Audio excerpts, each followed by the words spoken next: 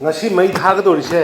nahangai social media da isi ikai rebni khoise phagi me ando kai thamge phagi me ando phare de dum thagat pai khoina adu de adu phare de adu phare na phagi me ando kai thamge na hang basi da ro khoise ikai bana ba loira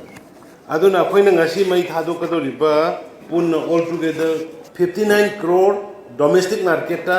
adu ga international market di 589 crore ne ba first war on drugs one se da 2000 November ke ta ahum da gi law khokhi bani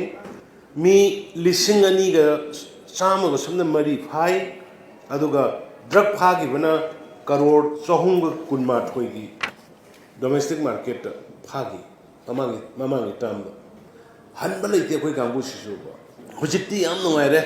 manipur da lai ba community khuding mak loina support obire kana gi tamilong gi area da lai bi ba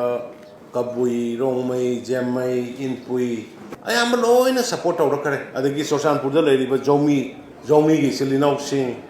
mar gi silinau sing open public support lakre hojikti aduna sosai soidana koi masigi manipur da gi drug si mafung phana koi muthat pang magadra hebagi koi da government da yam saw thajab lai re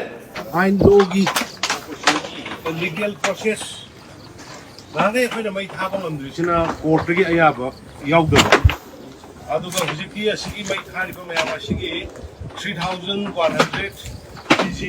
thoi hen base around 589 crore mukin international market da ngasi mai thari se aduna masidi court gi ayaba yauru matung da corner away area na har ka ngasi si honorable union home minister Amit Shah ji gi magi using makhada international anti drugs day ga mari lainana nationwide ngasi drugs in Chibai Thabani Madugi part Moina Coin Manipur the Su Nahana Thaba Target or money out of Honorable Union Home Minister Misajiki nationwide in a one time one day that Oxing as international they said of to be a Tajabani and a city legally loina Loido Matung to Thaba.